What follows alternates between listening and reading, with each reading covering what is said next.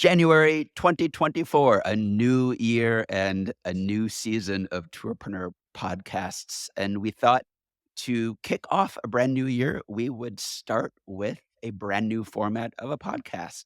If you know Tourpreneur and you know myself and Peter Syme and Chris Torres, who I'm here with, you know that we are obsessed with tinkering, with design, with experimentation, with trying new things. And today you are going to be listening to Tourpreneur's first ever Tourpreneur call-in show. The idea behind this is really simple. We've just reached out to our community, asked them to record little sound bites of questions and thoughts, concerns about our industry, and then we are going to respond to them live on the air. And to add a little intrigue to it, I am the only one that knows what the content of these questions are. Chris Torres, Peter Syme, welcome. Happy New Year. Happy New Year, everyone. Good to see you all again. And all the best of 2024 to everyone. Good to be back. So it's a new year. I'm just wondering, before we get into the calls, Chris, Peter, what is on your mind right now in the worlds of tour businesses, in the worlds of marketing, in the worlds of whatever is rolling through your brain from the tour business coaching calls that we are having? Just wondering what's on your mind. Chris, what's going on in marketing right now? Just in terms of marketing, I've actually already conducted one of the coaching calls last week, and with a really good number of people joining the call, all looking for ways to market the business in 2024. Some have had a good year last year, some maybe not so much, just depending on the destination they're from. But no, we gave them some good advice and insights in terms of what are the sort of trends coming up and things like that in terms of marketing going forward. The rise of solo female travelers, for example, is huge, and it's set to grow even more in 2024 as well. So some of the callers were really ecstatic about that and hearing all about that. And we're seeing a lot of destinations, not everyone, but mostly in Europe, a lot of destinations, their off seasons literally being wiped out because there is no off season anymore. Pretty much for a lot of these destinations, people are traveling well past the typical times, and we're just waiting for airlines. No, Peter's in Croatia just now. It's empty there because there are no flights really to Croatia at this time of year from where we are. So we're just waiting for airlines to catch on and realize that, look, these places are, people wanted to go to these places out of season because that people are no longer bound by the travel of just only traveling in seasons and things like that. So so that was part of the conversation last week. But one of the main ones is something I posted up the other day. We've all just been used to GA4. We've all had to get changed over to that, and there was deadlines for that coming in the last year and stuff. Well, now it's about email. Mostly affects subscription emails like your MailerLite, your MailChimp, Nutshell, or if you're using any other CRM system or anything like that. You really need to make sure that your DNS settings of your domain name, might get a bit technical for some here, but your DNS settings and your domain name are up to date. You need to have an SPF, you need to have a DMARC, and you also need to have a DKIM added to your DNS. If you don't, then there's a good chance your emails won't be delivered. But I'm also saying that this also needs to be added to things like if you're using Google Workspace for your normal emails, you also need it to add it to that as well. Because I'm already seeing, in fact, this morning, I was helping a couple of clients, helping out with their email deliverability. And emails weren't just being sent or not being received to certain clients and certain customers of theirs. So I had to go in and update some of their DNS settings. So it is affecting normal email as well. So we posted stuff up on the newsletter as well as on the Facebook group. There'll be stuff in the show notes below about a guide of how you can create these and get them added to your domain name. So if you are struggling with email and you're just finding out that now some of your emails aren't being delivered, that'll probably be the reason why, because it's coming into force on the 1st of February 2024. So not long. It's part of the general anxiety we have of being able to reach our customers, and now it's hit email, which is this thing even showing up? And it's really hard to know that because it's just a one-sided, imperfect look at whether your emails are landing in your inbox. So do everything you possibly can. And all that stuff is at the DNS level, isn't it? So it's and that's why we always and that's why we always bang on about saying, no, you really need to be using something like a CRM system, because all CRM systems, all the ones I've ever used, will tell you if a customer has opened up the email or not. So allow you to see offhand, has that email been opened or have they ignored it? And if they've ignored it, there's a good chance I've maybe just never seen it, and you can try chase them up or give them a call or something like that. So a CRM system will at least give you that information in case you're worried about emails not getting to them. Another fundamental thing to know about that, I feel like, is understanding the difference between a marketing email and a transactional email and the way they get delivered differently, especially with your ResTech, whether they're using your domain or the domain of the ResTech, who's the actual sender? Is there an intermediary like SendGrid or something in between there? Is it being sent directly from your inbox? There is a lot around this. I feel like just talking through this right now, we should probably organize an email call pretty soon with tourpreneurs in the next couple of Mhm. weeks to give them that Sounds like a checklist, to plan, yeah. give them those Yeah. resources. Good, good. All right, we'll launch that as soon as this is done. Pete, what's on your mind there in Croatia? Normal, but not normal. So we've all been, this last 3 years since COVID, which has been 3 whole years now, nothing's been normal about travel. We've either had no travel, destinations recovering, destinations booming, other destinations not recovering. So everybody was thinking and hoping and praying that 2024 was going to be the first year of a normal travel industry since 2019, whatever normal is. And I was off that mindset as well. However, the world's a funny place. And this year, we have over 2 billion people going to the ballot box in various democracies around the world. And not everybody's going to be happy with the outcomes of that. And we're going to get kickback from that. We have wars kicking off all over the world. So this year of normality may not be perfectly normal for other reasons than what the last 3 years have been normal and not been normal for. And we're already seeing it. We've got members who are in Ecuador who are suddenly losing business hand over fist. We've had members in Jordan, members in Egypt because of what's kicked off in Israel, and of course over the last couple of years, and people in Ukraine and the surrounding countries, Romania and Bulgaria, being impacted, Georgia being impacted from there as well.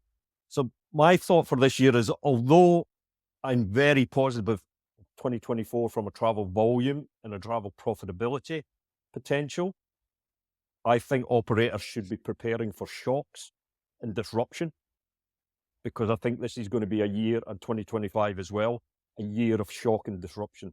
I don't think it's going to be shock. I hope it's not going to be shocks on a global basis like COVID was, but in various regions of the world, there's going to be shocks and disruption. So scenario planning in your business on how you're going to deal with things if things go south, I think is absolutely essential, because you do not need to look far in the world at the moment to see other members in our community who are having a really bad time. What kind of practical things go into scenario planning that an operator should be thinking about? The first, I mean, everybody should know this now, having lived through COVID, the ones who operated pre-COVID and then got caught in COVID. Who did well in COVID? Those who had money in the bank. And it's as simple as that. If you've built up a reserve in your business because you've been generating good cash flow, there's a temptation in our community and a temptation in tour operators to reinvest in the business all the time. So the cash pile light because they're piling back into the business because they're growing. Again, I'm in Croatia working with operators discussing about spending ridiculous amounts of money on new boats because they're doing really well. So they want to buy new boats, more new boats. But you need to make sure you've got a pile of cash there that's going to see through X months. And I would say the minimum would be 6 months cash flow to make your business stand on its own if things go pear-shaped. Building different products for different environments, as we should have all learned in COVID. Certain products and certain experiences just did not work in COVID. Other ones did.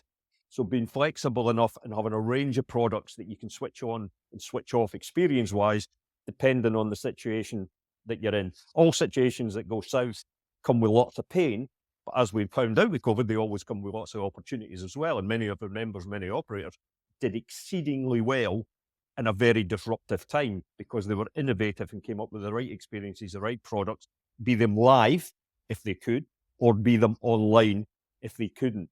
So having cash in the bank, one. Having a range of experiences that you can adapt within days to suit the situation you find yourself in is the second one for sure. Yeah, I think that product experimentation is so important, and a lot of times when I'm talking to operators, what I see is they're experimenting or creating products in kind of a pasta on the wall sort of approach, just see what sticks and then like, "Oh, that works." Whereas there's a little bit of a science to it, and one of the simplest things I can do, that I think you can do is, like, think about your audience, think about the product, and only tinker with one of them at a time. So there was just a job post on the Tourpreneur job board about a virtual tour guides. Company needed them, and they said the guides, when they're doing them, can make $6,000 a week. And I had a lot of emails of people's jaw dropping, and I happen to know this company, and they're selling virtual experiences, totally differently designed, but also they're selling them to corporate market. And you don't just land on that design of a virtual tour and the corporate market at the same time. They started selling them to human beings and selling your standard ones, and they evolved their market, tested their products in new markets, and then evolved the product itself once they found a market that had shown validity. And I think taking that incremental approach and understanding that you can track this and iterate, uh, can yield some pretty astounding results. Yeah, and virtual, although it boomed during COVID and then obviously a huge amount of it died afterwards, if you extrapolate the technology it's coming down the pipe forward, virtual is going to make a comeback even in a normal travel world because the technology improves in virtual. What you're going to be able to do in a virtual world is going to be very different from what you can do today. So even in a normal good travel year, virtual has got a growth pipeline going forward because there's a lot of people in the world who cannot travel, who want to travel, who are interested in travel, but cannot travel for either health reasons or financial reasons. That is a big number of people. And as these virtual tours technology, how they can immerse the guests in it, develop, there is a market for virtual tours going forward for sure. Here's another thing on the idea of corporate virtual tours. Well, in the corporate world, what are they doing?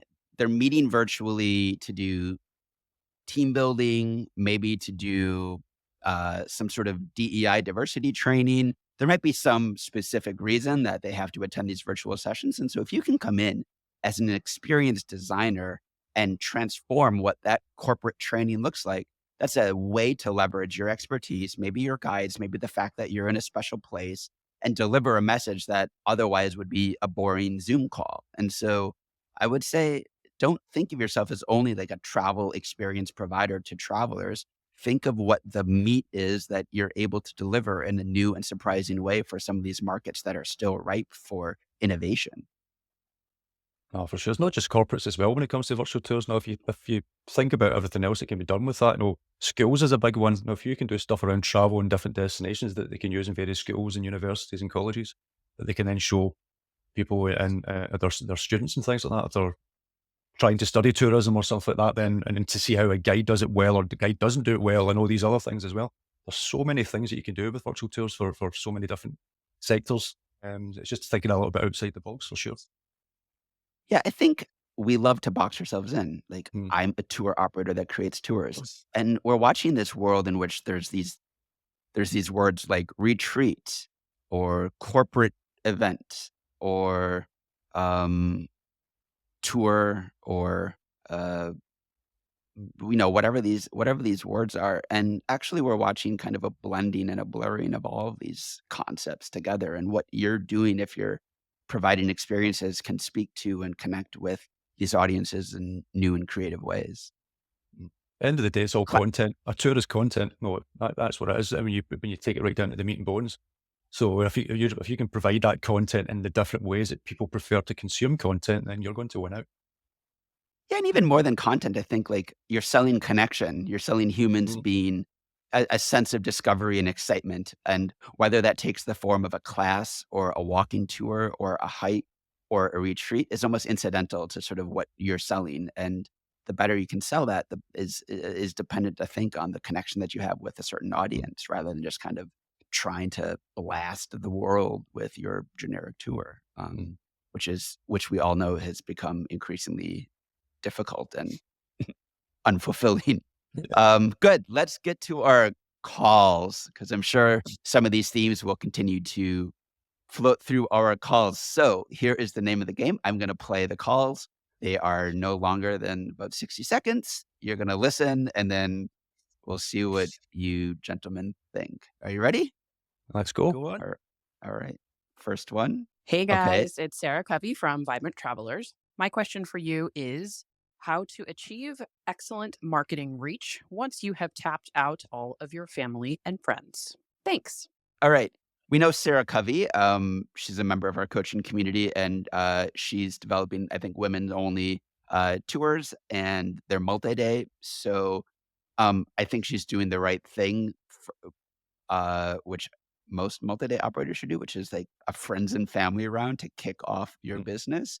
Obviously, the easiest thing to do, make a free Facebook post, and you probably have like-minded customers that you're creating for in your own network. But then you sell that out, you reach that. So what next? Yeah, I tend to disagree with the friends and family thing. You won't be surprised to hear. I think friends and family are great for proving the logistical functions of a tour or an experience, if it's a multi-day, to make sure all the must happen things actually work in a way that satisfies people. The buses turn up on time, the accommodation works. All of them logistical things in a tour, I think using friends and families to test that at the beginning of your tour operator journey is a great thing to do, as long as they're honest and you make sure they're honest about the feedback. I'm not convinced on them by any means, shape, and form as being a great marketing route. Unless you're some sort of weirdo with 5,000 friends, and I know lots of people on Facebook have 5,000 friends, but they don't really. They have 100 max, and they have about 20 real friends or 10. Yeah, it's 5,000 acquaintances. That's Yes. that. Exactly. So, yes, there is the like thing between connections with your friends who like to do that. There is that, but that's not, apart from testing and the quality, that is not a business model for building on from a marketing perspective.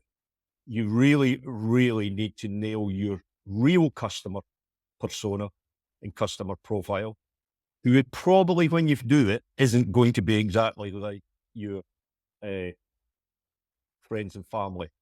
And why do I say that? Because a lot of their operators are targeting people who will pay a set price. And the friends and family are probably not in that group who want to pay that set price. And a lot of the stuff their operators are selling is quite expensive. And so, is that your friends and family? Is that area you operate in? Or are you selling at the luxury end, particularly in the multi-day going out there?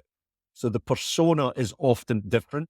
So I think you have to move from this friends and family thing into real customers as quickly as physically possible and make that jump.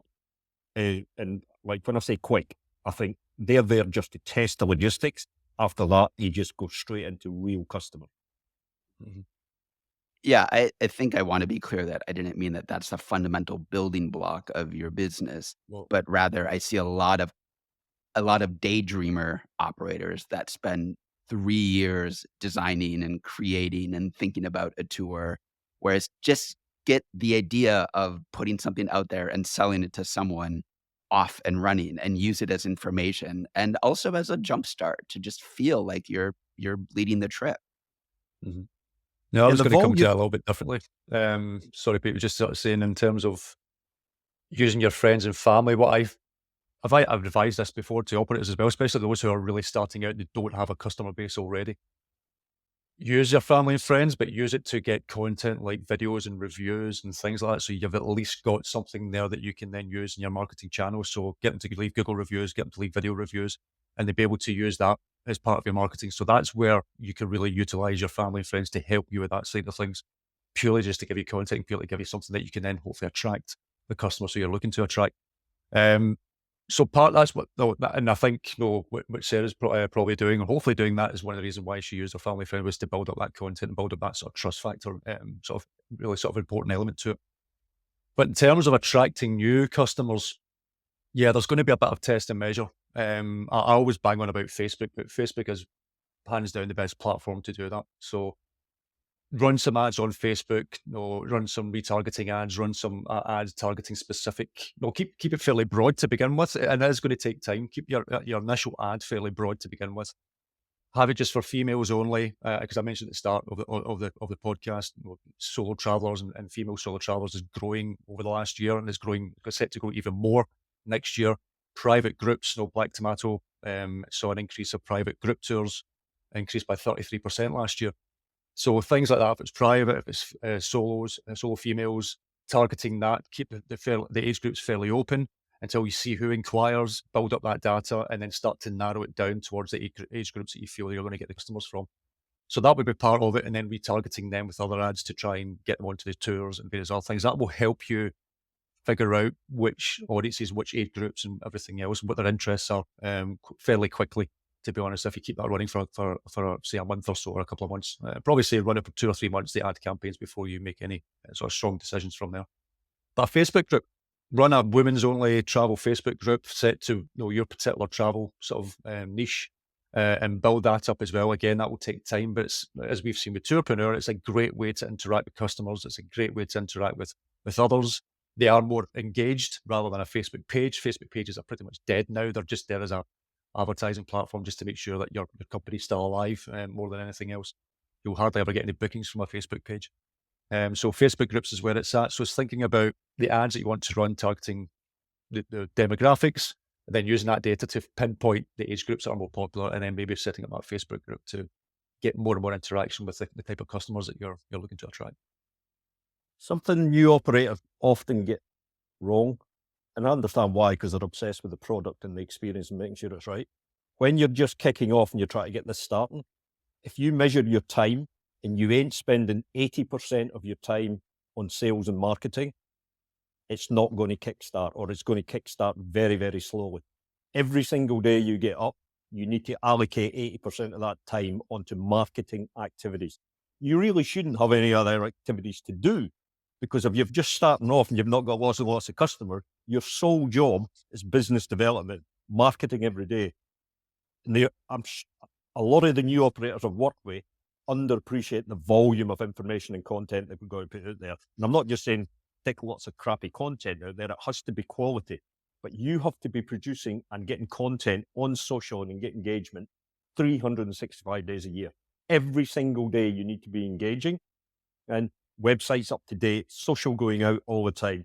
Business development, which is not online, is just important. So this operator we're discussing here, reasonably high-end women-only wine tours to Italy, if I remember correctly. I would be speaking to every Italian restaurant that was high-end in the district. Who's the wine supplier? Who's buying wine boxes in of Italian wine? There are 1,000 ways you can be developing business. You need to knock on a lot of, and this is door knocking, you need to knock on a lot of doors. Most of it's going to be no, no, no, no, no. But suddenly you build relationships and they can be there. But 80% of your day is marketing until you get your machine working.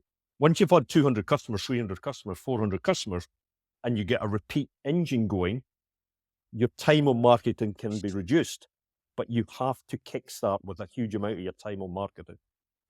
So I have a lot of friends who are tour operators or who are leading trips or whatever, and I see a lot of these kind of posts.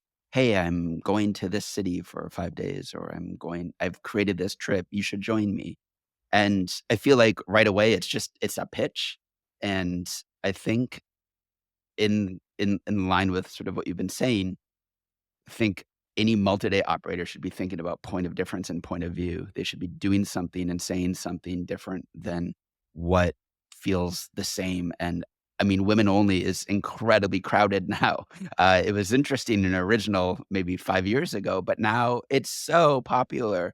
And so, what is it about your audience and the way that you're speaking to them that that makes you interesting to them when they see you come across their feed, whether it's a Facebook ad or friends and family or whatever, and lean into that, and also lean into whatever other people aren't doing. If you're doing wine, don't advertise the trip. Advertise that you spent more time in Champagne region than anybody that you know, uh, outside of people who live in Champagne. And I am just going to do a Champagne Zoom call with anybody that loves champagne or whatever, and teach you about it. Host an online class, whatever it is, but make connections that are building that community that are a little bit different, and making sure your point of difference, I think, is like able to be said in a single sentence, and people can look and say, "Oh, that's me." Mhm. I think sometimes in a quest to sell your first tours to a general market, you go very general. You go wide and general, and then it actually appeals to nobody, and it's easy to just skip past whatever social media platform you're advertising on.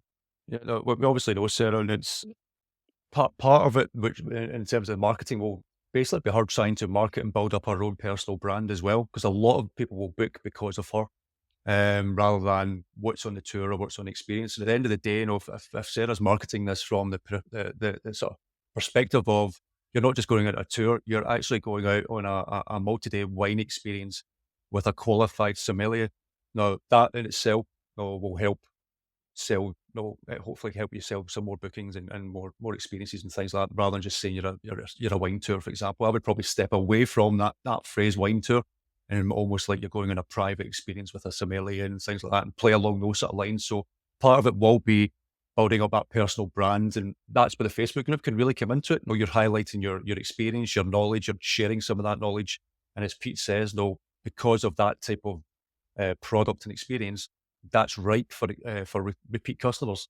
So how can you make that more like a club where you're bringing people time and time again who always want to take out your tours every single year, going to different regions across Italy and all these different things as well. So it's almost like building your own community, as it were, around you and around the brand as well. So All right. Since we're talking Ne- wine, before we move on to the next one, since we're talking wine, myself and Chris will be in Bulgaria later this year in April. I think that's correct, Chris. April, yeah. Both speaking at the International Wine Conference, Tourism Conference. So a lot of wine operator who are into tourism. Plodov in Bulgaria, myself and Chris will be there. So if there's anybody listening who's into wine, food, Hi guys, and my you're name around is that area of the Linda. world in April, I'm the we managing director can for arrange to meet. Pomelo Ibis Okay, next Adventures. We are a call. safari company Get based in ready. Uganda, and we run tours, wildlife safaris, and mountain gorilla safaris in Uganda, Kenya, Tanzania, and Rwanda. So my question is, after numerous Googling agents, travel agents in USA, in UK, in Europe, everywhere, trying to reach these agents so that we can collaborate and work together. They send me guests, I as their DMC and brand handling tour operator. After numerous attempts trying to reach these people, I've really failed. So my question is, how do I get to the right travel agent for my business? Someone who'll say, "Oh, I have guests that want to travel to Uganda or Rwanda to see the mountain gorillas. I'll send them to you, handle them, and just negotiate on the prices and all that." This is what our company needs right now. How do I write the right email? How do I write the perfect email? How do I make the perfect contact to a potential agent that will not blue tick me, as they say these days, but will read my email and actually respond? Thank you.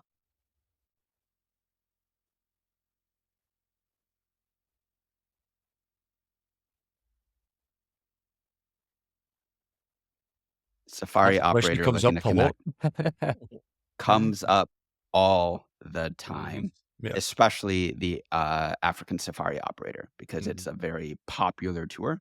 There are a lot of safari operators.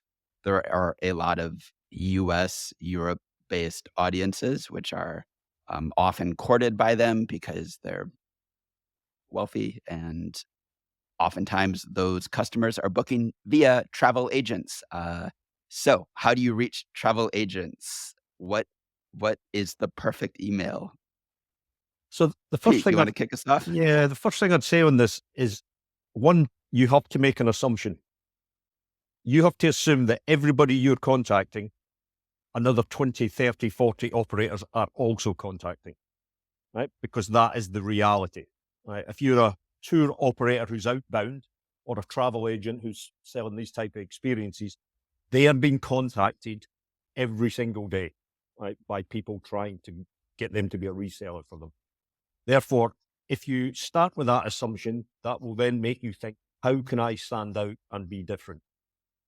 And for me, sending an email doesn't make you different. That makes you the same as everybody else. Mm-hmm. So that old-fashioned thing that we used to use years ago before technology called the phone is a fantastic thing. Speak to people. People will be surprised when you actually call them up. Do outbound sales by the phone to get these relationships. The other thing is, as we all know, and it's difficult sometimes with costs and visa restrictions, but in these type of tours, multi-day African inbound, there is no better way than meeting the suppliers face-to-face. Whether it's in African-based conferences or whether it's in Europe or US-based conferences, there is absolutely no better way than meeting the buyers, which will be your retailers and sellers face-to-face. There's big investment. It takes time. There's often visa restrictions for people coming out of Africa to do it, but it has to be attempted because it's the number one way you will close deals with meeting people. To ask a tour agent to start reselling your 10-day guerrilla tour when they have no real knowledge of you as an operator, apart from maybe your website and some reviews, is a big ask. It's a big ask. They need more trust than that. They need more comfort feeling than that. And that comes by meeting people face to face and demonstrating that you can really, really look after their customers. Now, I'm not saying don't do digital outreach by email. There's ways of doing that as well. And I notice, because of the incoming that I get and we get from Tourpreneur, a lot of it is just thrown out to anybody that does travel. Mm-hmm. You've really, really got to research the person you're speaking to. And if they don't sell your destination at the moment, but sell similar destinations, yes, they're a warm lead. If they're already selling your destination, the chances of them buying you are pretty slim. Your job there is to become the number two. Admit to them, say to them, we know you're already selling this destination. I know I'm probably not going to be your choice, but can I keep in contact with you because I want to be your number two choice if anything goes wrong if you're already doing that. But you're really needing, the research phase to me in this is as difficult and as hard as the actual outreach phase. The more accurate your research is, the more conversion your outreach will get. Yeah, I think agents are bombarded, first of all. I think second of all, I see a lot of immediate selling. Here are all my packages and here are all of the prices as step one of the relationship. And who wants that? I mean, imagine sitting down on a first date and then the person sits there and enumerates all of the quirks about how they sleep in bed. Remember, I'm a snorer. I've got, it's like, no, let's sit here and have a glass of wine before I decide whether to get in bed with you. So, buying is literally marriage, getting in bed, creating a contract that says, I want to start selling these things on your behalf. There's no shortage of supply for that. So what makes you special? Well, a relationship building is a two-way street. So it oftentimes I see this sort of agent operator relationship where the operator is just trying to ram something down the throats of an agent and saying, do this for me. Well, what can you do for an agent? What's the needs of an agent? An agent, for example, is usually not in a destination that long. They may have done a fam trip to Uganda, but they may not know the latest of what's going on in Uganda, or you might actually have like a secret little set of interesting suppliers or something. And can you offer them, say, listen, a lot has changed in Uganda in the last couple of months. Here's my top three, things to know about Uganda or whatever, and just putting in the email and offering value to them. And then them saying, you know what, thank you so much. Let's have a conversation around that. So build a relationship with two-way street. And yeah, nothing's going to beat the human to human relationship. Attending Virtuoso Travel Week or whatever, making that investment. It's a monetary investment. I know an operator that does a road trip every year and he sells his tours through like 3 travel agents, but they keep him busy for the whole year. And he goes and meets them face to face every year on a road trip. To make sure that they stay happy and stay in his pocket. So so what can you do to build that relationship, I would say? Yeah, can't agree more. I was about to say this, similar things.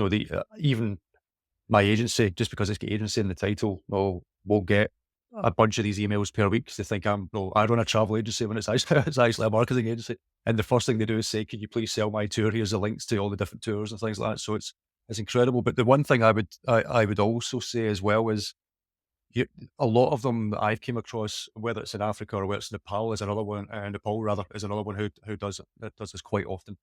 Is they'll try to force you to do communications through WhatsApp, saying, I will only talk through WhatsApp, I will never talk through email or never talk through video calls or anything like that, or meet in person and things like that. And it's like, you'll be surprised at how many destinations across the world don't have WhatsApp on their phone. No, it's quite a lot. No, the UK is not huge on WhatsApp, for example. No, a few people use it now and again, but it's not used as a sales tool. It's maybe just used to talk amongst friends and things like that. So it's not a business tool in a lot of destinations. So you have to use the platforms of the people who you're trying to contact and you're trying to get business or sell your tours and experiences through. Don't try to force them onto platforms that you only use because it's convenient to you. Yeah, you got to meet them halfway. Good.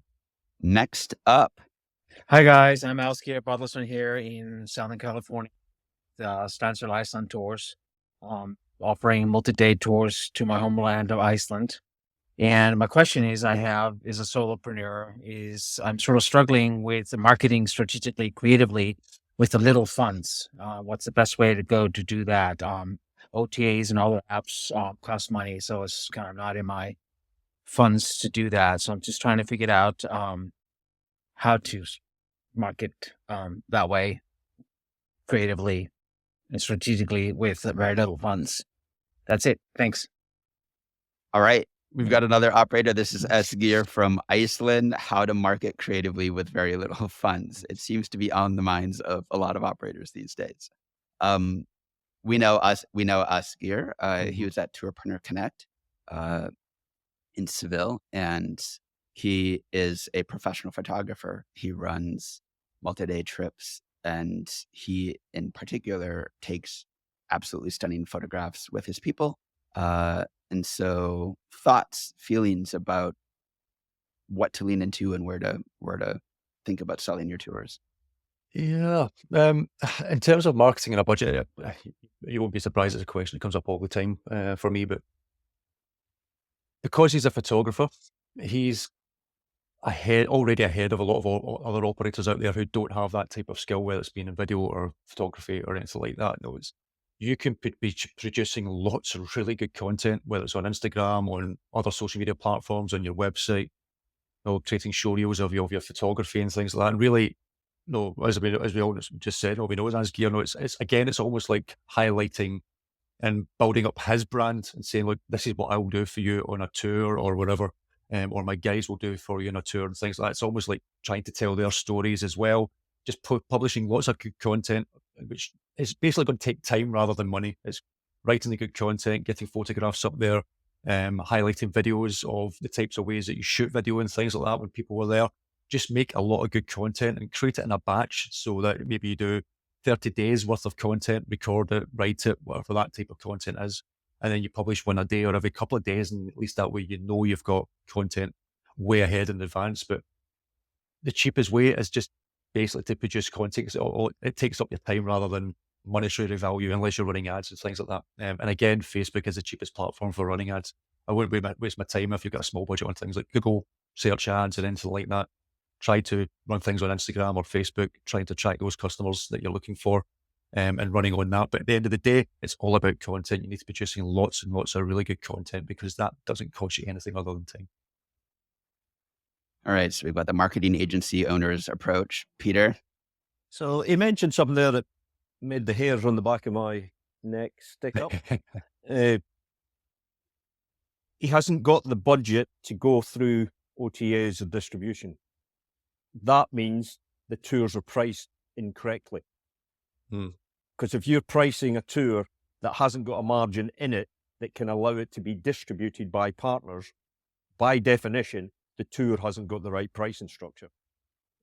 You're never going to be able to build up the business, scale up the business, because particularly multi-day to an in-demand destination like Iceland, and there is periods where Iceland has more business than it can cope with. It's an over-tourism destination for certain months of the year. What does that mean? It means the assets in country are booked out.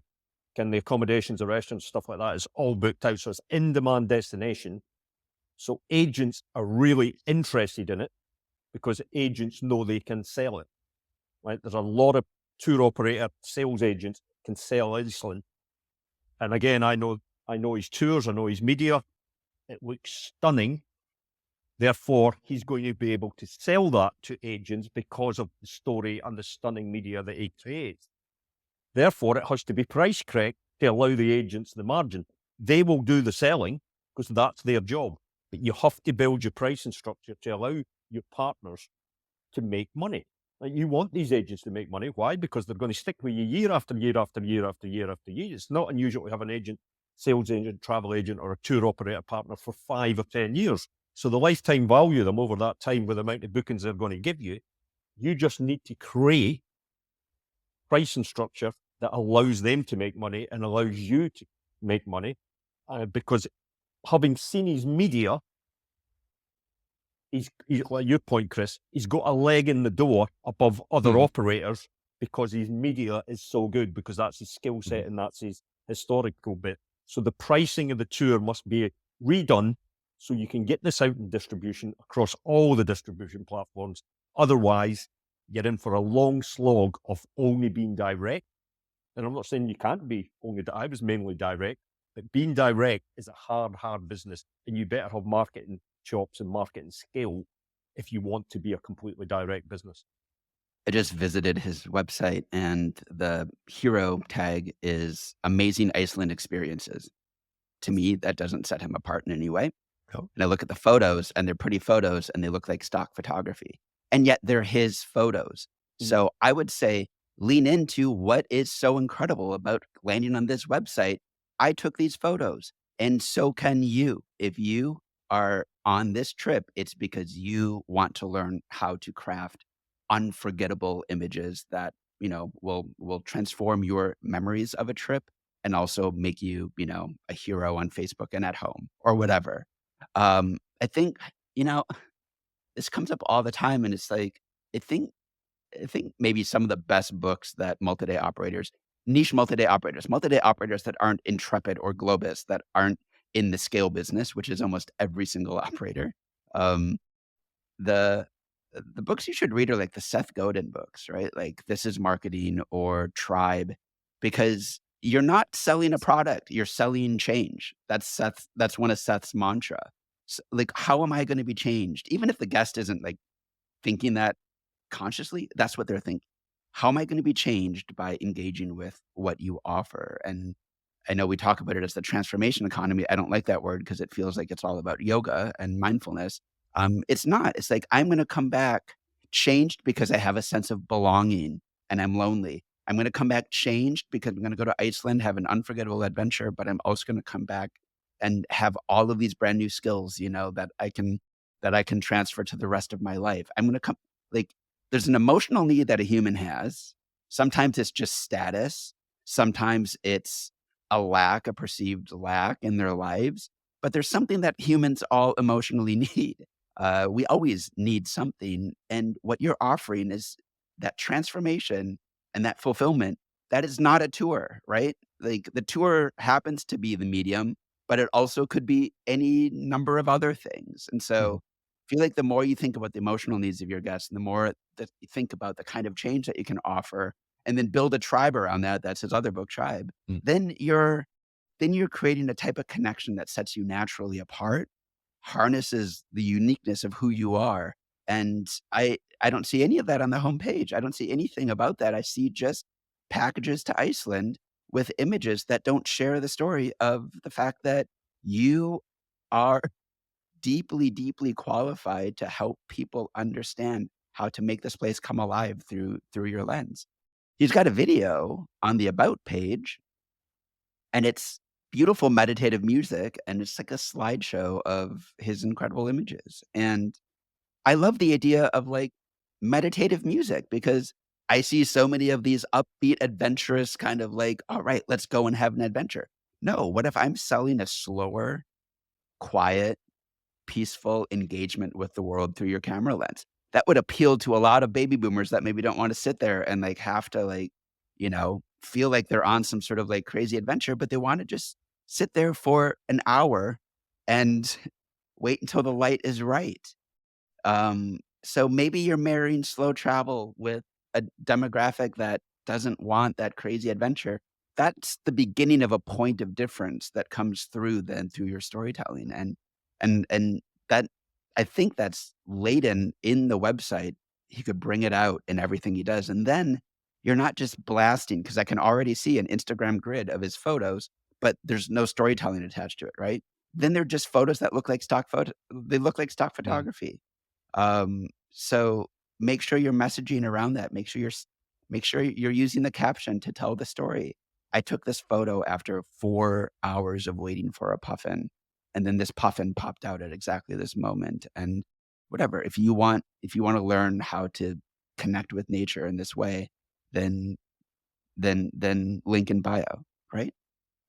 There's If also you look at the what Apple does, Apple does it really well. And when they talk about the camera or taking videos, they don't talk about Yes. how many megapixels it is or anything like that. They talk about how it's going to allow you to capture the moments and take better photography and do other things. It's all about what it does for the person rather than the stuff behind what it actually does. So I think so. there's also the Yes, all leverage those parts. of himself. He's based in California as a natural Icelandic individual. So he's selling to Americans across America, but obviously in California. He's based there. He understands the USA, he understands Americans, but he's Icelandic. So he has to leverage that as well because that's his customer base. So we have a hot destination that's in huge demand. We have a guy with lots of creative content photography skill based in a great market. There's not a lot to do here. It really isn't. Everything is right. Get the tours priced correctly and make contact with 10, 15, 20 agents. So you sign up 4 or 5 of them, and these tours are going to sell through agents. But you've got to get the pricing correct to be able to let the agents make money. And then that agent also says, "Oh, I know I've got these clients and they love photography. This is the tour for them." Lean into that. Great. Final question of the day. Ready? Hey guys, this is Rob from Trip Hacks DC Tours. I'm curious what you think about the idea that not every business needs to be a billion-dollar company, and not every tour operator needs to grow to a giant multi-city operation. For those who are happy running a profitable business in a single location, what are some of the trappings to look out for to avoid getting distracted and losing focus? I Question. love that question, because there are 2 words that I personally hate in our industry that get battered about all the time: growth and scale. Where do those words come from? Silicon Valley. Business owners were not talking about scaling their businesses 10 years ago or 15 years ago when you were a tour operator. They talked about loving their job or maybe needing more money. But it's like we've injected this like VC terminology into our jobs, and now we think that we're failing or that we're not doing enough if we're not expanding to 19 cities and leading 300,000 people on a tour every year. Like it's kind of madness because it drives people down the wrong path. And I've seen a lot of businesses fail because they try to think that it's just all about expansion and expansion and expansion. Um, and yet there's like a flip side, which is a lot of business owners that don't understand that other important word, which is profit. And without profitability, you actually can't pursue things that you're passionate about or meaningful. And I see a lot of people that have these beautiful missions in their business, and yet they don't have the business structure to support that mission. They're not actually profitable. They're almost running a charity, or they're drowning at the expense of happy customers. And so there's some sort of medium in there, and there's sort of traps and pitfalls on both sides. Pete, how does Rob avoid them? So there'll be a small amount of listeners here who will fully understand what I'm just about to say because they'll have seen it. So on our huddle retreats, the last session of the retreat, I run a session called the low road, middle road, or high road, which is the end game. Why are you doing what are you doing? And a lot of operators don't think about why they're doing it until they're way down the journey or near the end of the journey, middle of the journey. And there is no correct answer. The low road is where you stay small, single operator, couple of employees. Middle road is where you scale up a bit, using that horrible word scale. where you've got managers, salespeople, getting lots of guides, or the high road is where you go all in. You're in it to get as big and as scaled as you can possibly get. And by the way, we don't have any real scaled operators in Tourpreneur, even though we have members who are over 50 million revenue a year. They're still not big companies in the scheme of things of big companies. So we're all in the small company market, and for those on their own micro company market. So all of these are a valid path going forward if it's meeting your life goals, end goals, business goals, whether it's small, whether it's an operator that's doing a couple of million and making some money, or whether it's an operator shooting for the stars. They're all valid, and they can all have a good life for you. What you have to decide is what one you want, because what normally happens is operators start growing because they feel they have to grow, or they start seeing the shiny object syndrome. Oh, I could do this, I could do that, which comes with all the extra pain where they haven't actually mastered one thing. But there's absolutely nothing wrong with being a one destination operator who never ever employs anybody else apart from freelance guides or freelance sport, but has a great life. And we all know guides who are earning a lot more income than operators. And it isn't all about income either. It's a balance of income and the lifestyle that you want. I wouldn't like to add up the amount of hundreds of thousands I've spent traveling the world. That is a choice to give a lifestyle I want. So every operator has to decide why they're building the business and the end game for them. And they're all valid. There isn't a right or a wrong. It's just what suits you. But if you don't think about it, you will build the wrong business. You will build the wrong business if you don't think this through. Yeah, and I know. Yeah, this is more your guy's bag, but just in terms of my own business, that's what I thought when I first set up my own business. Even though it's different, but no, I worked at other agencies, for example, that had 100 team members, if not 200 team members, and things like that, and hated working in that type of company. So I've now got at the stage where we've grown to maybe a team of 15. That's around the maximum I ever want to grow this company. It's given me a good lifestyle. It's given me, I'm allowed to have a great team around me, without the headache of scaling through millions and millions and millions of pounds worth of business, which I could do if I wanted to, but I don't want to do that because to me, I'd rather have the balance of the good lifestyle, being able to travel with you guys, going to various events as well without having to worry about lots and lots of staff that I need to take care of and things like that. So that you do need to think about how you want your business structured. That may change throughout the years, but you do need to sort of set out in a way, go, right, I want my business to be sort of like this, to give me this type of lifestyle. And that's, from what you're saying, Peter, that's exactly how I've sort of tried to run my business as well. Yeah, I think, you know, really good book I read, 4,000 Weeks. It's the number of weeks we have in our life. And so I don't think and if you're not an infant, then you might have 2,000 or 1,000 fewer.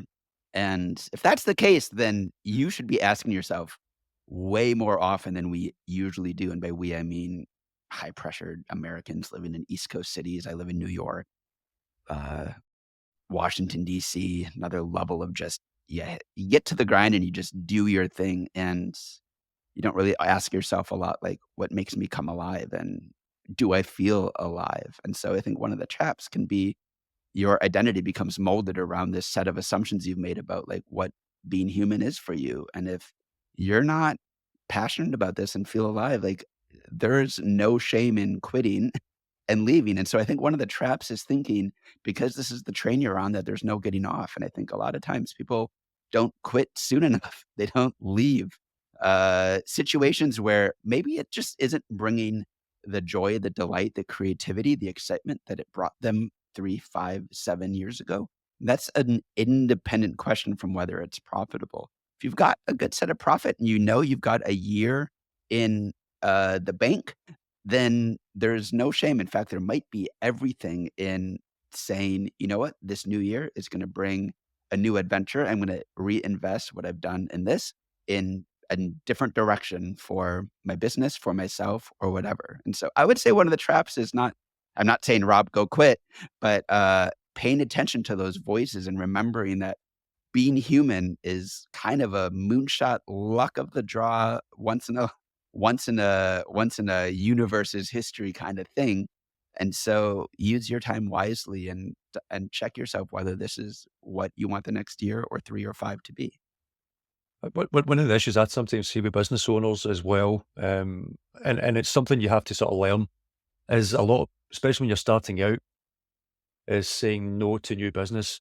When you have to get to a stage where you have to basically say, no, look, don't want to take on a new business, or like for us, you have a waiting list or something like that. It's actually okay to not back business once you get to a certain stage, because some business owners will just take in business for the sake, oh, right, I'm going to make some money here. But then they actually think, what's this actually going to do to my business? Am I just going to be a busy fool, as Pete likes to say?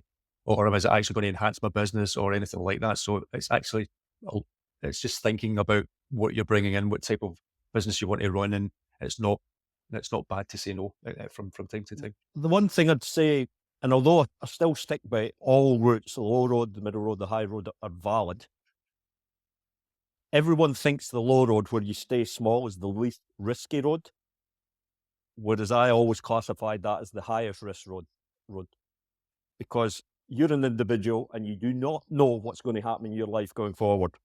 And divorce happens to 50% of people. Accidents happen to a huge amount of people. Illness happens to a whole. If you are the business and you generate the income and it's all about you, and something happens, your business is gone. And to me, when going back to my point at the beginning of this podcast, risk, I always viewed that as a high risk that I wasn't prepared to accept in a business model. So I had to design a different type of business to mitigate the risk of that I was taking out, the business still generated. That was just a given for me. My brain would not allow me to work in any other way, because I judged the risk of me being taken out, or me not having enough interest or passion to be able to do it year after year after year. I had to create something that was going to generate revenues, profit at a level I wasn't central to the business. Because to me, if you are central in today's world, well, it's always been risk, but in today's world, I think it's a huge risk. Yeah, I think that speaks also to a marketing question as well. Make sure that it's not entirely built around you as a personal individual, to the point that the minute you're not there, the customer is dissatisfied and you're locked and loaded into your business. It's a fine line, because you also don't want to jump to depersonalization too quickly. And I see, especially like, us skiers, Iceland, safari operators, Sarah, where some people end up trying to look too big too quickly, and it ends up looking like an impersonal tour company, just like everybody else. And you lose the sort of heart and soul of like what actually makes yourself unique, even if it just becomes a founder story. But that level of storytelling, and you're right, you've got to create the mechanisms to make sure that it's a choice every day that you're delighting in making to show up for your guests, but that your business can succeed without you having to do that.